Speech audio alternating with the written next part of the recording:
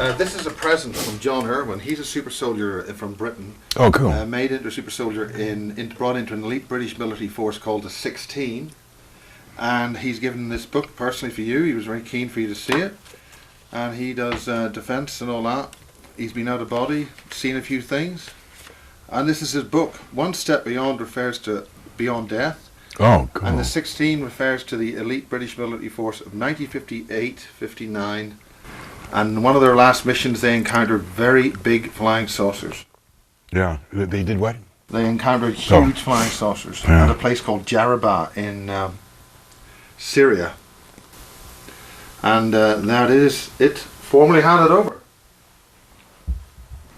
Thank you very much, and give my my thanks to John, and I'll be anxious to read this. Okay, during the break, John, you referred to seeing a black shadow figure only a few minutes last night sometime. Could you mention that? Because this is important. Well, I didn't know it was a black shadow until you just told me what they looked like. But what happened is I closed the refrigerator door, and I was walking back in here, and over by the patio door, I saw a big black thing, maybe 7 feet tall, and it was black. And I looked over like that, and there was nothing there. And I just, flipped it off until you mentioned but that's exactly what I saw, because I tried to make sense of it. I tried to look and see what made something black over there, because, you always see weird stuff around, and I couldn't see anything that would have made that black. So. And the important thing to remember, folks, is that when you turn your head to look at it, that's when you don't see it. You only see it out of the edges of your peripheral vision. Yeah. So you've got to look with that in mind. And this is important because a lot of the cases in England are coming up with this, including people who make the crop circles. So maybe that might explain why you're losing stuff. My mind? No, you haven't lost that. You lost that years ago. Everybody lost it.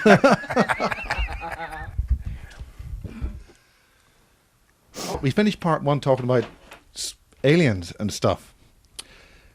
What about the Bob Lazar wonderful years with George Knapp on those times? That was good fun. Tell us about that. That was a lot of fun. Well, it all started when I gave a lecture in the early part of 1988 at the Spring Valley Library, and it created such a hoopla here in Las Vegas. People were calling me, writing me. It was driving Marilee nuts. She had never seen anything like this before. And the people were ringing the phone off the hook. But it ended up she changed our phone numbers and took all my files and hid them and told me that I couldn't do that anymore. So this guy calls up, his name's Gene Huff, and he says, I'd like to get a copy of all your tapes and papers and everything.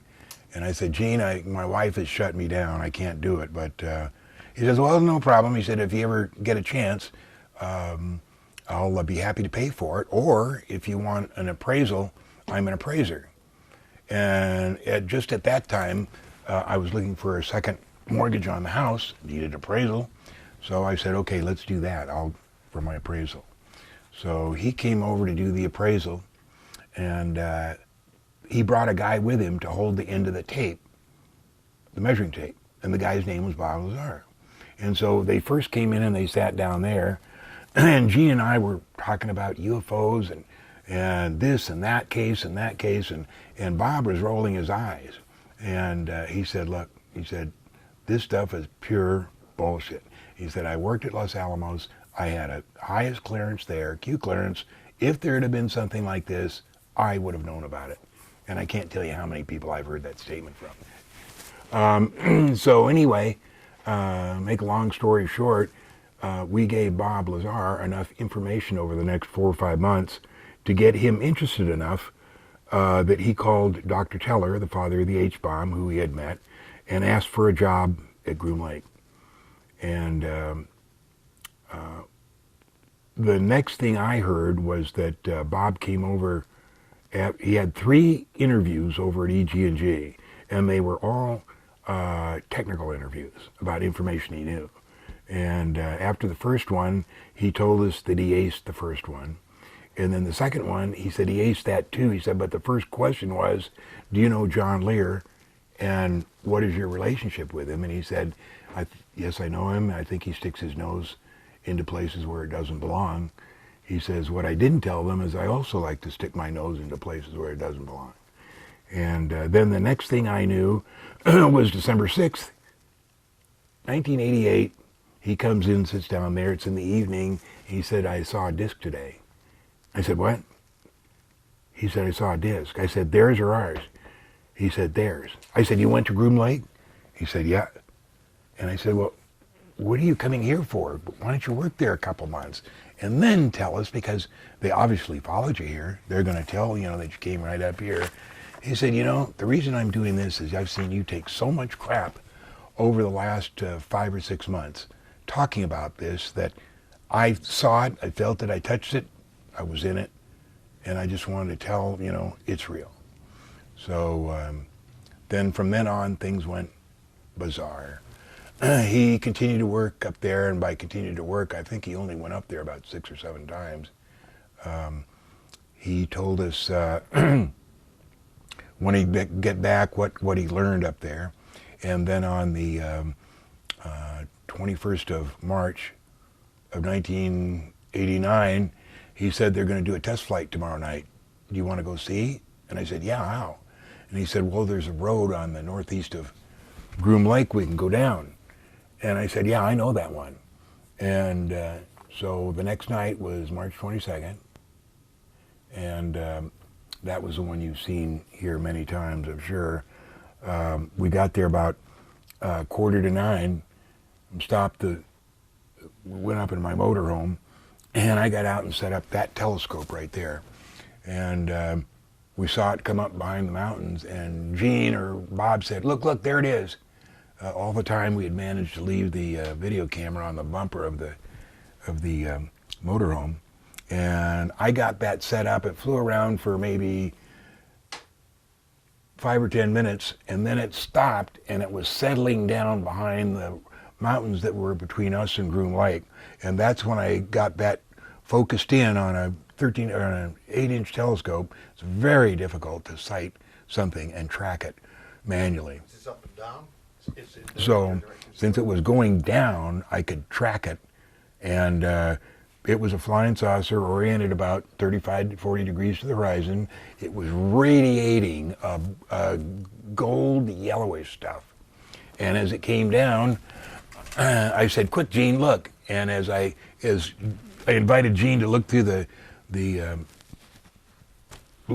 ocular there, and as I pulled away from it, I hooked my foot around the tripod, and it pulled it so that he couldn't see it.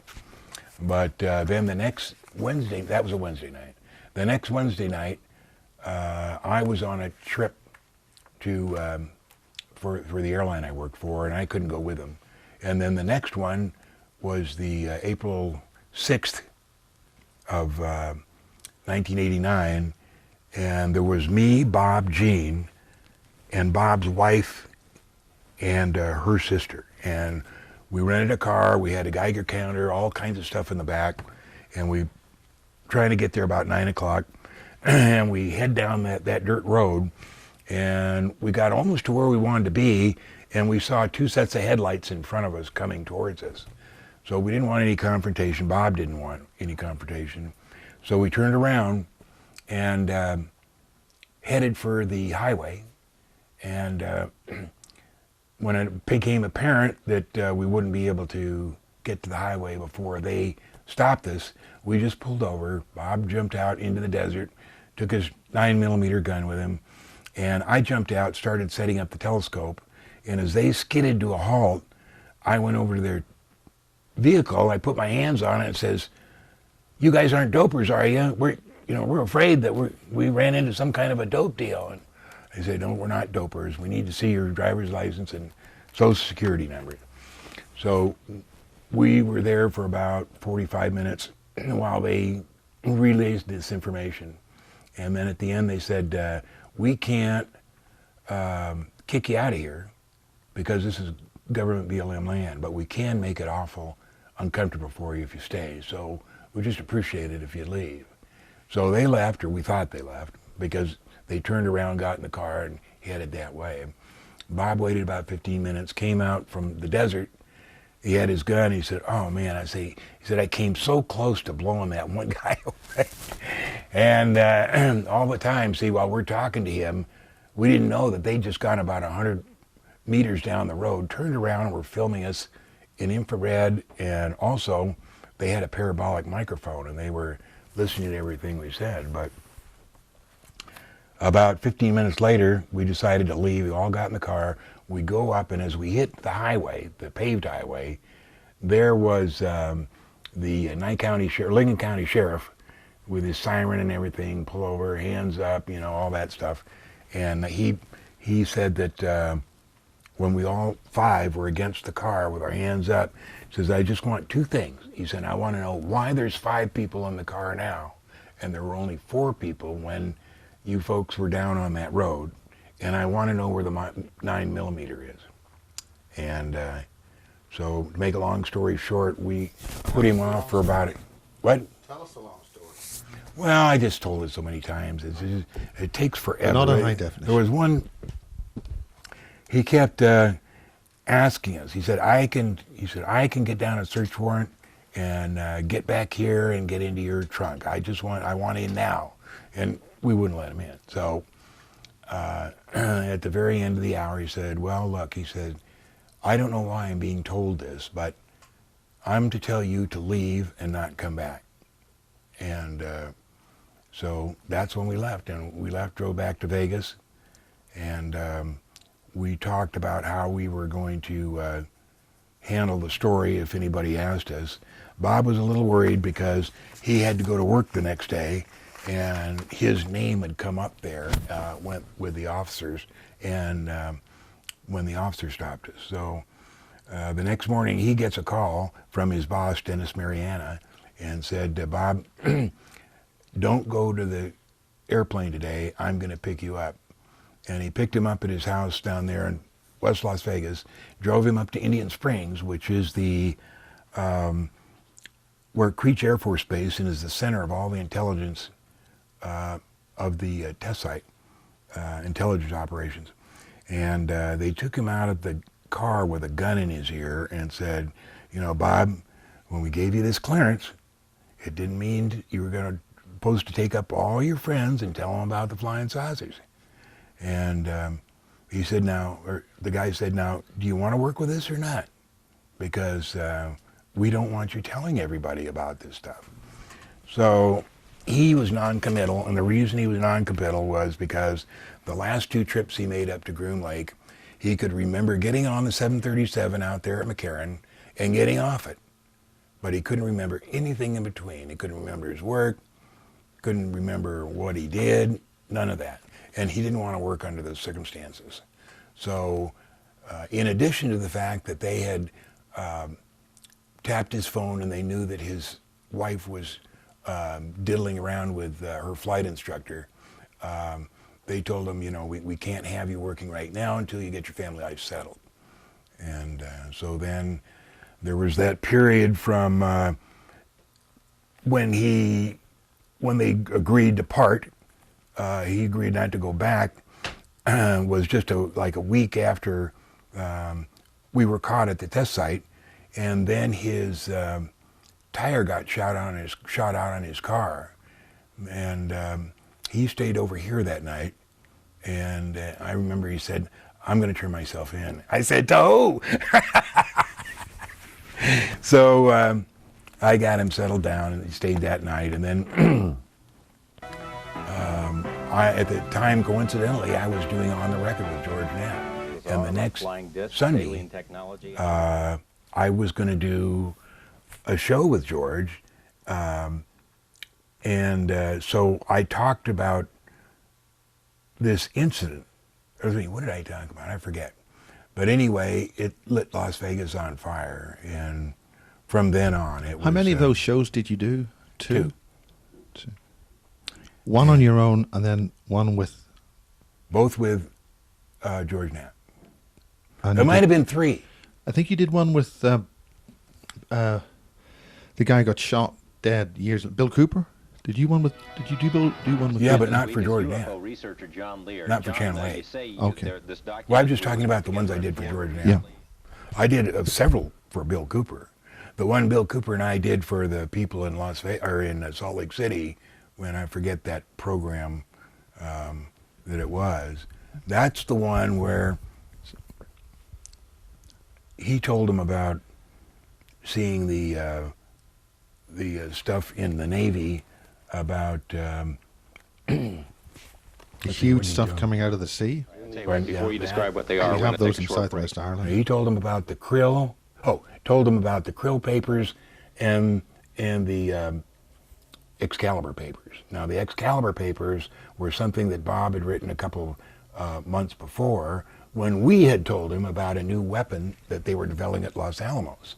And the Excalibur was a bomb that would hit the ground and go 1,000 feet deep and explode something 1,000 feet deep and explode it. And that was Excalibur. And then the krill papers, John Grace and I had written and put them out as a kind of a place of where we were at now, how much we knew, but in the form of a question and answer with an alien. And But the krill- Bill, the krill papers, Krill. So in this interview for this thing, Bill Cooper had said that he'd seen those both in the Navy. So I took him into the living room. I said, "What are you talking about?" I said, "Those are, Bob wrote that a couple of months ago, and the krill papers John Grace wrote." He said, "No, I saw him in the Navy 20 years ago." I said, "That's impossible." So anyway, we came back and we finished that, and that's when I started to break apart Bill, because I didn't know what he was talking about, these stories. He was making it up, And after that, we called it UFO disease. And UFO disease is a disease you get after you've told everything you know that people were dying to hear. They want to hear more, so you don't have any more, so you start making it up. And Yeah, UFO that's a very disease. big problem. So, But the krill is something that comes from the Germans, doesn't it? Not before. well, the way where I got krill was the Pentagon had established a dialogue with an alien through a woman that they had that worked at the Pentagon, and they were talking to krill, and the spelling was CRLLL. And I told John Grace about it, and he said, "Who can we have write the krill papers, what can we give this name to?" And I said, "Why don't we use krill, but we'll just use a K." And so that's how we came up with the krill papers. What's this dialogue with an alien then? The Pentagon, yeah, 1950, 57, 58. It's in those books. I think it's in Stanford's book. Now, for reference, the book that you've just been given from John Irwin, he was, since I've just interviewed him about 2 weeks ago, the British officer who brought him into that organization called the 16 appears now to have been an alien. Really? And that's working within the British military in 1957, that period. So, anything more about aliens, the Pentagon, stuff like that? Without getting UFO disease? Pardon? Without getting UFO disease? Just, my dad was, in 1952, on this spreadsheet we've got, he was the primary contractor for anti-gravity for the Department of Defense. His company was Lear Incorporated. And I never knew about it until I started researching this. So his company, Lear Incorporated, was heavily involved. And on the internet, if every once in a while, this 3-minute tape shows up showing my father giving a lecture, and there's a board there, and he's got drawn a flying saucer, and he's making little comments. My mom is standing next to him, and he's giving a lecture to a bunch of scientists. And then the rest of the videotape, the film, shows the people working on balsa wood and real thin paper all through this laboratory. And then the film finishes with showing the outside, and it says the Bonson Institute. And Bonson was, of course, involved in all the anti-gravity stuff. Now, what do you mean by "of course"? Let's talk to people who don't know about the of course bit. Explain that. Oh, Bonson, just his name comes up, you know, time after time after time when we're talking about UFOs. The German flying saucer technology. Prague, World War II, the German saucers. Yeah. I think they had real ET technology. The stuff I'm talking about is just stuff we made for us, the anti-gravity stuff. That's not near it's not near the sophistication of the alien stuff. How do you know that though? How do you feel That's about just an opinion. It's just an opinion, okay. Well, I wonder, Bob Lazar, when he said that he forgot what happened from he left the highway and came into his work, and then what happened from there on till he came back to the highway again. What did he himself think it was? What caused this? How What are we was it talking done? about? You just told us about the problems he ran, Bob Lazar had at work, because he had talked to you and showed too much to his friends about what was happening up in this lake. And then He was getting in trouble for taking us to watch the saucer on Wednesday night. Yes, and then he decided it was too difficult to have this job because he could not remember what had happened while at work. Oh, yeah. So what did he think? What kind of technology did he feel that they... Same job. His job was to reverse engineer the propulsion. When he went up there, they gave him a list of all the possible things that he could work on. You know, the technology of construction, the aliens themselves, you know, all a list of different things. And he wanted to work on the propulsion, which is that right there. Now that is the main propulsion for all the saucers they had up there. It's a very sophisticated antimatter reactor. It has a piece of element 115 in there. And what they did was shoot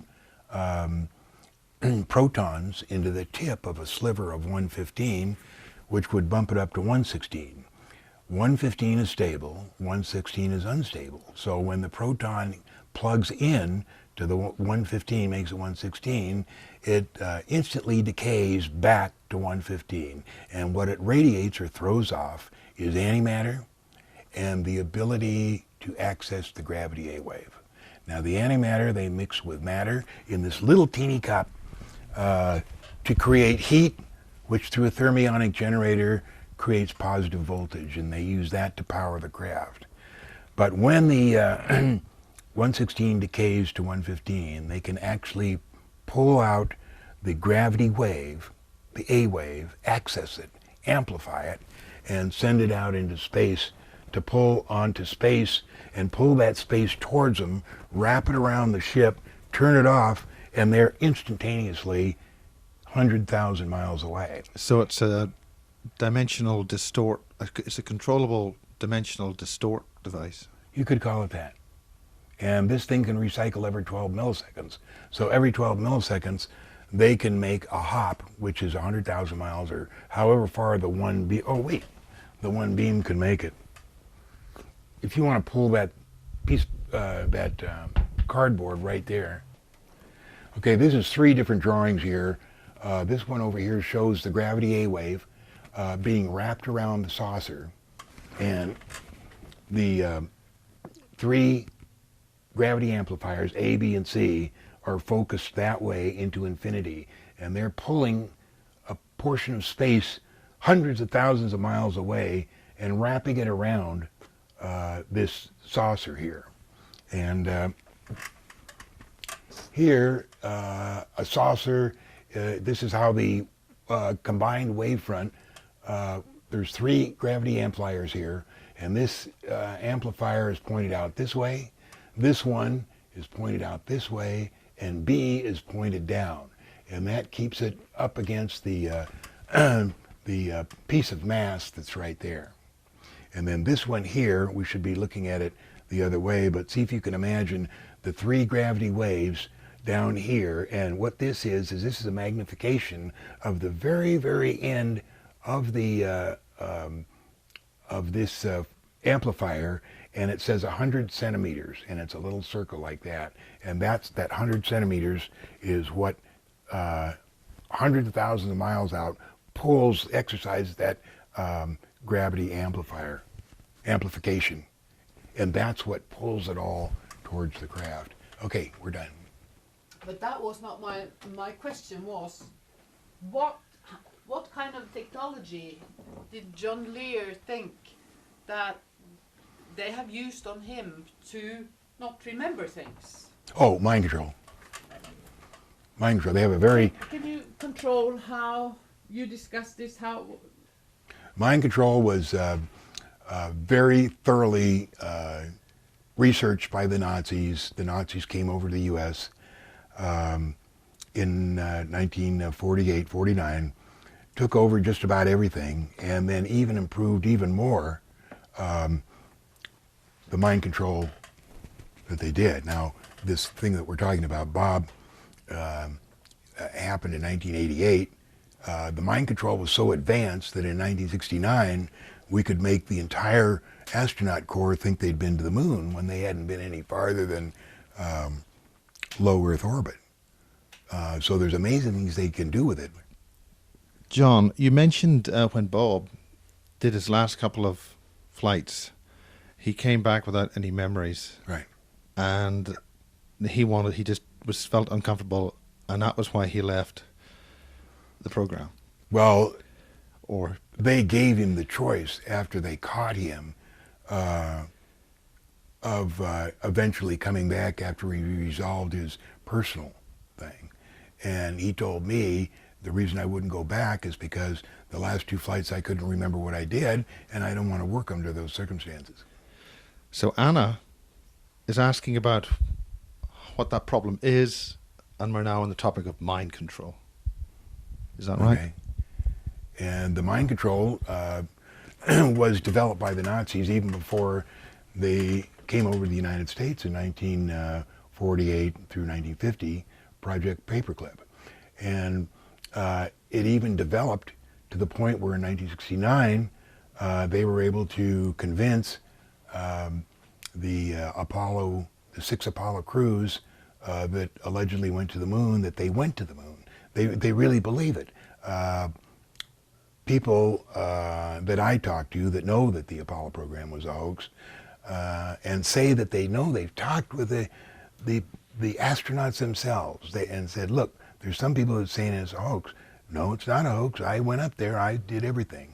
And the mind control is so sophisticated that they can make them believe that. Now, 20 years later, here's Bob Lazar not being able to remember what he did at work. And I'm saying that what I knew about it was the fact that in the 70s, the trouble they were having with the people that worked up at the test site was that when they came back to Las Vegas to their families, they were always bothered by this nagging thing that there's something they did that they should know about that they just can't quite remember, and it was screwing up their lives. Whereas apparently they had it refined to the point when Bob went up there that not only couldn't they remember, but they didn't even remember that they couldn't remember.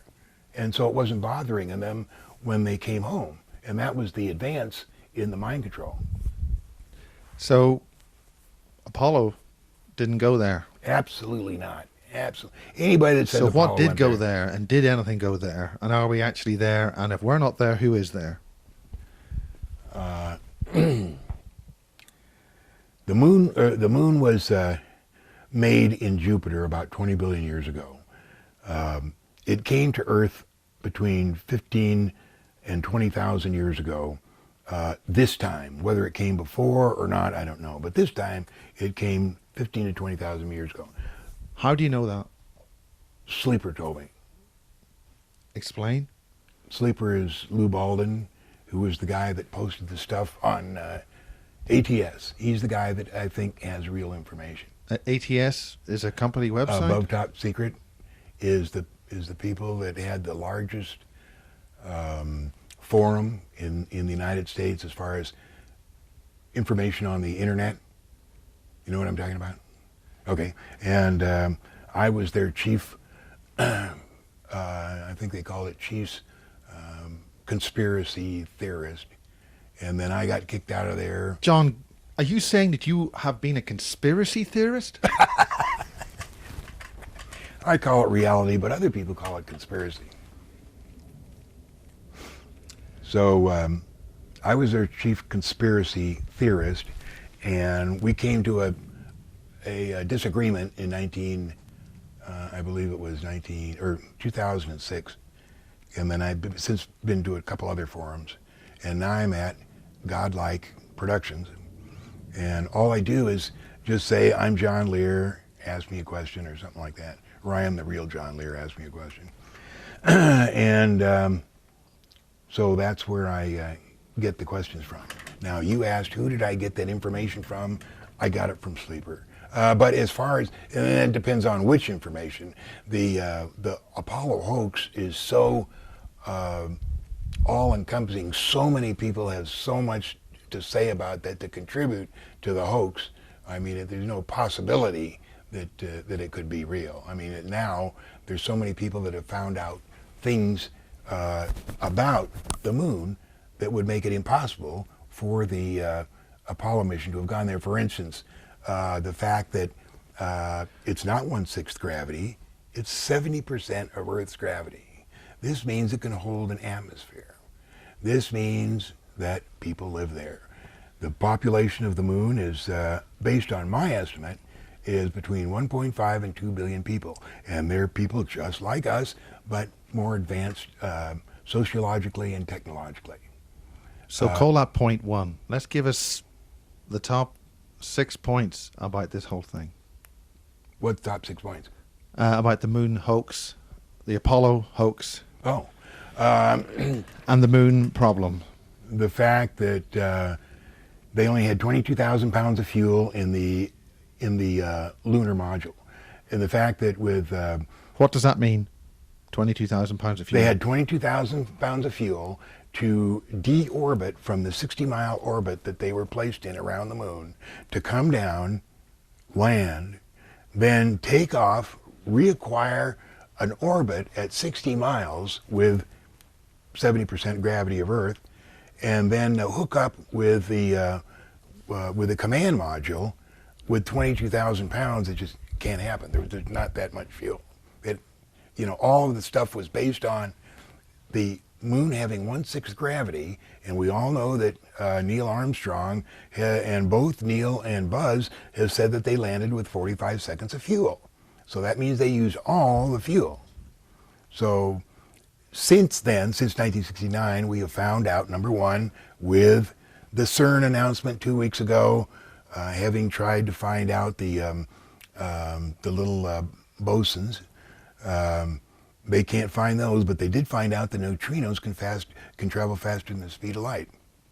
Now, the other things that can travel faster than the speed of light are anti-mesons, the Cherenkov effect. The Cherenkov effect is the effect of when radiation contacts air, it turns blue. And superluminols. Superluminols are the things way out in space that travel from one place to another faster than the speed of light. So this is 4 things we have traveling faster than the speed of light, which completely blows Einstein's theories, both general and special, out of the water. And with it, it takes Newton's second law. And Newton's second law has to do with the density and quantity of matter. And there is no basis for Newton's assumption that the gravitational force of anything is due and is proportional to the quantity and density of matter, or inert matter. So that blows everything that the NASA's did as far as computing the gravity of planets, everything, including the moon. And so now that is the end of all discussion about Apollo, because there's no possible way they could have gone. Now, let's see, I don't think I can call up right away. You wanted 6 points. The number point is the lunar module itself, the one that was built at Grumman, looks like a peak of junk, and the astronauts themselves say there's no way that this thing not only could have gone to the moon, but could have gone into deorbit, landed, and reorbited. So it was the- built for show. It was built for show. The engine was 10,000 pounds of thrust, and it was either on or off. And you hear the Mr. Space.com and Phil Plait, who are the NASA promoters, and they're trying to tell us one of the main problems with the lander is why isn't there a deep depression under where this 10,000 pound rocket motor landed the lander, and why isn't there dust on the landing pads? They said something And, about the density of the exhaust gases wasn't sufficient to disturb the dust or something. Pardon? The rocket density, the gas density leaving the rocket nozzle wasn't big enough to disturb the particles. They say that the reason that there's no dust there is that because it came in an angle like this, and when it got right over the spot, it just turned up and landed like that. But that's ridiculous. It didn't happen like that. And Armstrong's the one that says engines off, tranquility base here, and that means that he didn't say engines off until they were landed. They didn't turn them off slightly before they got there. So that knocks Phil Plates and the Space.com idiot out of the water with why there's no dust on the pads and why there isn't a depression right under the nozzle of the 10,000 pound rocket. So who Okay. came up with the atmosphere on the moon, the latest calculations? I've been pushing the atmosphere for 5 or 6 years. Well, a friend, Vladimir Tzitsky, was doing this at the American Academy of Dissident Scientists. Machinists working in metal factories producing the panels for the craft, engineers that work on the project, test pilots that flew some of the craft, eyewitnesses that watched these craft at Peenemünde, watched German-made crafts at Reno, Nevada, much later in the 60s. We found, and I persuaded for these guys to give an interview, the secret society members of Vienna, the Thule Society. What was his name? Vladimir Tzitsky. Okay. He used to do some stuff here with Al Balik in some of the early conferences. Yeah, that's possible. And another person was... And that's why all the photographs are black and white, because there were subtle colors on the lunar surface. yeah. And the same thing with Virsoff, Strange World of the Moon.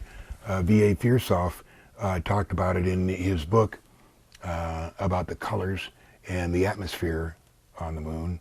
And the first one to talk about people living on the moon was the famous Danish mathematician Hansen. And in 1856, he made a presentation to the Royal Astronomical Society that, based on his figures of the gravity and the orbit of the moon, that he felt that there was enough gravity on the far side to hold enough atmosphere for people to live there. And That's because the far side is thicker than the near side. there's 6 miles more to the moon on the far side than there is. So everybody loved that over there until 1870, when the head of the Navy Observatory, a guy named Admiral Newcomb, came over to Paris for the specific job of discrediting Hansen. And the reason was because the Navy didn't want anybody thinking there was anything up on the moon other than old rocks and gray material, when in fact they knew exactly what was up there, which is a civilization, and so on and so on. Does that civilization live underground? No, they live on top. That's a picture over there of a city that's 120 miles to the northwest of Copernicus. See, Oh, here yeah. this road comes down here, Yeah. and the road here, and then all these little houses and buildings and what Nancy's That done. looks like Vegas. Those are factories where they've taken a little black and taken off some corners, strategic corners, so you can't make a building out of it in your eyes. But right here, all this stuff there, look at those roads there. Now, these long, straight ones, those are where they join the pictures. yeah, the pictures. Yeah. So those can't be counted. No. But these, look, goes Yeah, I down can see there. that. Yeah. Here's a little airplane waiting to be flown. Factories, all that stuff. That's easier. Oh, towers. Okay, that's a photo that NASA never published. That's on the far side of the moon. I got it from a friend of mine. Bid on the estate on some of the packages in an estate in New Orleans, which just happened to be one of the guys who was authorizing the photos of the Lunar Orbiter series, and he passed away. And these happen to be some of the photos that they didn't want shown. And this guy called me, and I got these 25 photos, and this is one of them. And this shows a refinery on the far side of the moon. See if you can jiggle your imagination to see that that's a refinery. I wouldn't have any imagination about these things. I'd have predictive analysis. Okay. How do you say that one? Endymion. Okay, we're looking at Okay. Endymion, which is at the very top of the moon as we see it from Earth. Okay. It's about 30 miles in diameter. And what you see on the right-hand part of the crater is the cranes.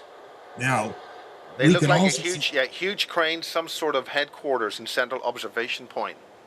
Yeah, you can see that these cranes are built to lift spheres, and these cranes go as far back as 1936 on Yerkes photos. That's Yerkes. That's one of the larger telescopes here.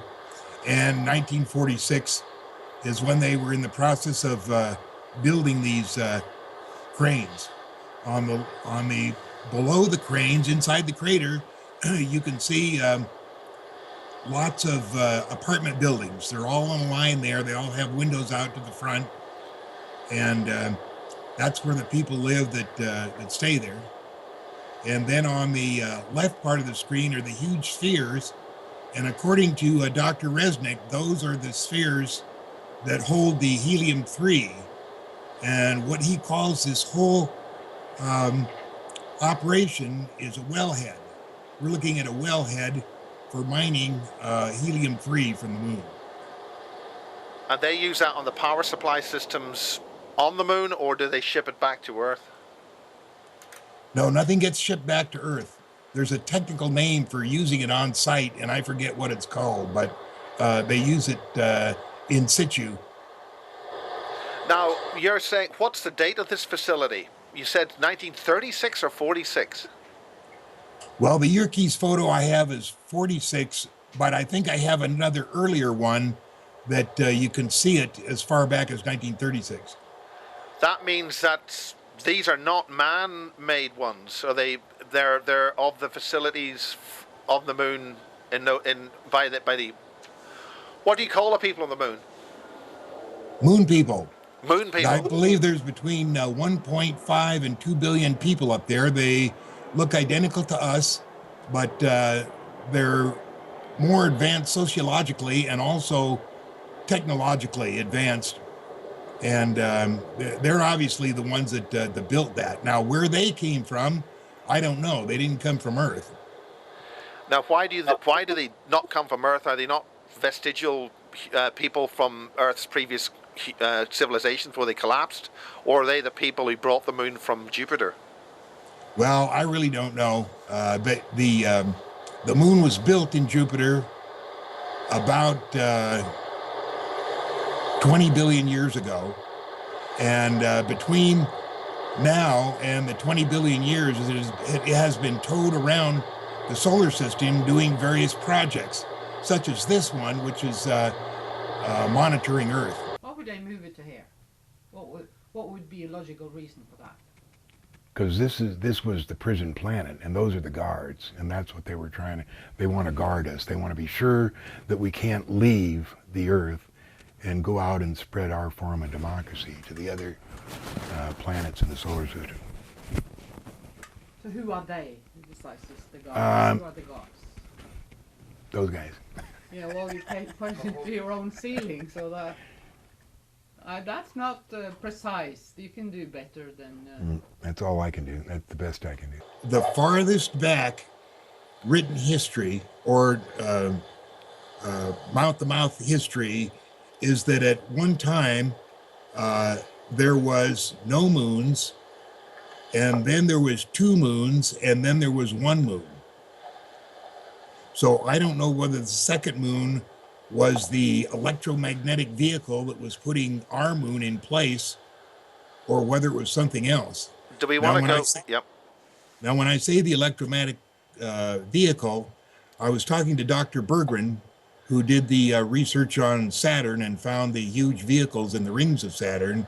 I asked him where the electromagnetic vehicle is at this time, and he said it was probably on the far side of the moon. So we looked for a place where it might be, and we think we found it on the crater Tchaikovsky.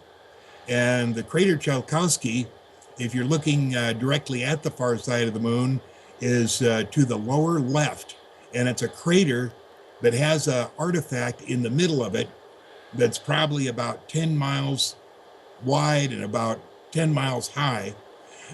And this thing has been changed by NASA, has been airbrushed by NASA at least 7 different times. Now, this is the slide that you said TSIO 12. That's correct. That's the one that shows the 7 different versions, because NASA is so afraid that we might find out what it is that it keeps putting in an object that might be more believable than the first one they put in. So they're actually actively changing their mind on things, but not Actively, yes. Yes. Actively, yes. So this, to be precise, is 1, 2, 3, 4, 5, 6, 7. What is that feature? What exactly is it? We think that's the electromagnetic vehicle, or EMV, that towed the moon into place, into orbit around the moon, and set it so that it revolves once every month or every 30 days. And what that does is that keeps the near side visible to the Earth at all times, but no other part of the moon. Yet the far side of the moon's got a much thicker crust. Surely that moon should be wobbling like blazes if one half is heavier than the other half. You would think so. The Danish physicist, whose name was Hansen, presented a paper in 1856 to the Royal Astronomical Society that the far side was 56 miles further out than the near side. That's a long way. That's a big difference. And then Dr. Resnick, who was on Coast to Coast with me the other night, said it was 72 miles. He said because that's where we landed, because there was less gravity at 72 miles than at 56 miles. Now, whether he's accurate or not, I don't know. What he implies is that we're actively going to the moon, but I've yet to be convinced of that. Talk about the rings of Saturn.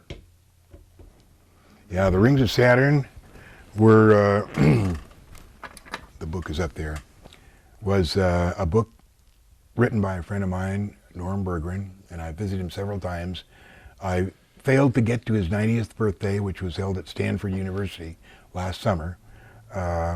But after he retired from a successful career as an engineer and scientist for some of the major companies, including Lockheed, he retired in 1983, and he got interested in the Voyager pictures of Saturn's rings. And he spent the rest of his life getting the best pictures he could and showing what we believe to be huge ships in the rings of, sitting in the rings of Saturn. You're referring to the ring makers of Saturn? ring makers of Saturn. Let's- The ships in the rings of Saturn that he showed us were 30,000 miles long and 1,800 miles in diameter. Now we're talking about a fairly large rocket ship when we talk about 30,000 miles long. But anyway, it's there. He shows them. He shows the 4-color pictures. He's still living in Los Altos Hills in San Francisco. I haven't seen him for a couple of years, but I do keep in touch. He was most interested, changed his interest to Saturn's, I forget. It's the one that's all white. Anyway, that's been his interest in... or claim that they landed on the moon, and how's this fiction maintained? Nobody's paying any attention. Nobody is paying any attention to what's going on. There's people that look at this and say, "This is unbelievable. Why isn't anybody paying attention to this?" But they're getting away with it because nobody's there. They It keep. was such a happy occasion. It was such monumental happiness that people doesn't want to let something like that go in face of. That's exactly it. People are more comfortable with what they got. They've got enough problems with, thinking they have to worry about Afghanistan, Iraq, Africa, and all the other problems on Earth, plus raising their kids, plus trying to make enough money to eat, and they're not going to worry about the moon. Economy and, What? totally corrupt economy. Right, and a totally corrupt government, Yeah. and now you want them to worry about the moon, Yeah. and whether astronauts went The there. one thing that was, made you proud. Yeah, I can yeah, understand. that's right. The one thing that they could be proud of, Yeah. and. Okay, John. One day I was fixing a pirate radio station in Ireland. Myself and one of the tower riggers were looking up at the tower. What we saw was this space plane overfly our tower at approximately 10,000 feet. What the hell was this?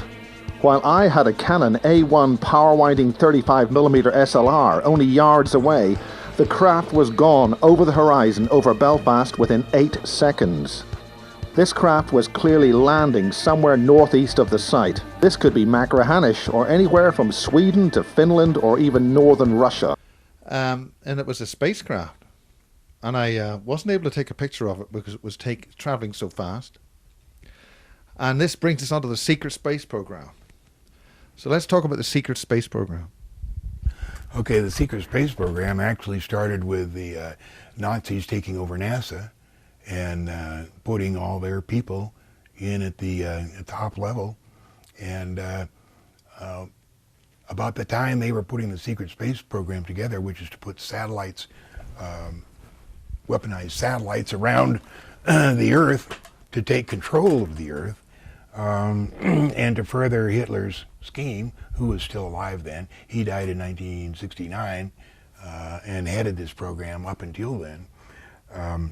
Now this is very important because I've done an interview with Dr. Carol Rosen, who was Werner von Braun's personal spokesperson. Right. And she's pushing a campaign to prevent the weaponization of space.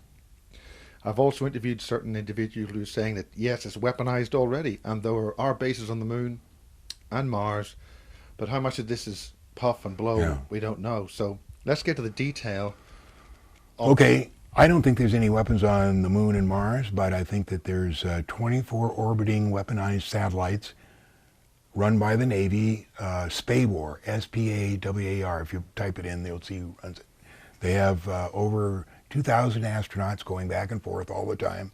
The astronauts are comprised by the Army, Navy, Air Force, Marines, NASA.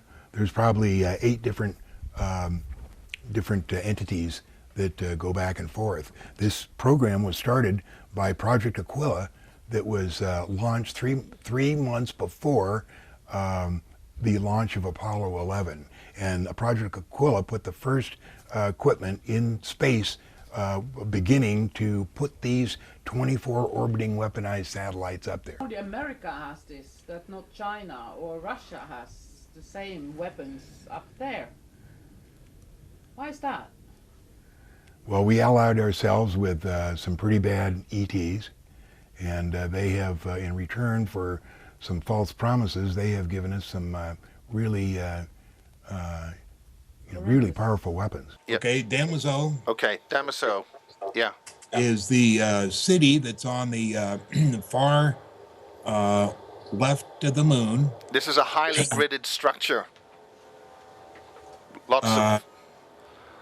I haven't been able to see. Now you can see the city there, right? Yeah, there's a whole like a layout of Los Angeles almost. Okay, I can't find the McDonald's, but supposedly there's one there. Yeah, there probably is a McDonald's. Is it? Do you think that would be an organic McDonald's? NASA says that they didn't take any color, and the original positives were 20 by 24, and the positives that I've been able to get from NASA are 16 by 20. That's the the city that is 125 miles to the northwest of Copernicus, and the crater there is called Tobias Myers. Tobias Myers. Or Tobias Mayer. Myers. Tobias Mayer. And the main photo, the 16 by 20, includes much more than I showed. All I showed was the part that shows part of the city where you can see a diagonal road going from the top or the From around about maybe 7 o'clock up till maybe 2 o'clock or 1 o'clock. right, that's correct. That's one of the roads, and you can see the if you have a good imagination like I do, houses and trees and stuff like that. Are those apple trees or vine trees? Pear trees. Pear they trees. don't grow apples on the moon. Aristarchus is on the far left side of the moon at about 10 o'clock, and it has traditionally been whited out by any NASA or any other photo that you've ever seen, and the reason is because it's very clearly a structure of some sort that radiates the color blue. Now, we know that the Cherenkov effect radiates the color blue when radiation comes in contact with regular air. So one of the scientists at Lawrence Livermore Laboratories came down and looked at our photo at San Jose when it was on display, and he said that's the Cherenkov effect. So he would certainly know more about it than us. So that means Now, there's a substantially radioactive source. Right, 23 miles in diameter, and you can see the structure there that whatever they're producing, if it is power, then it would be producing power for the entire moon, that it's so big. That's But venting. That's a vent. It's actually a reactor. Now, it could be a vent, but it seems like the whole structure is a reactor. City of Batavius B. Oh, Batavius B. Yeah. Okay, Batavius B is on the near side of the moon. To the right side, as we look at it from Earth, it's the brightest object that we can see, and it looks like a city to me. You can see the background, the main part of the city, and then you can see two what appear to be extensions, or they're far too big to be a road, but They look like supporting struts of some kind, or riddles, Pardon? and they look like ridges. Right. They come down to the right and the left, and the one on the left even makes another angle. Yes, it does. It turns right angles. Right. That well-known natural angle. Okay, this is the one that shows the terminal on the far side, and there's a better picture that I'll send you I'll send you the website where to get it, where it's outlined in much greater detail.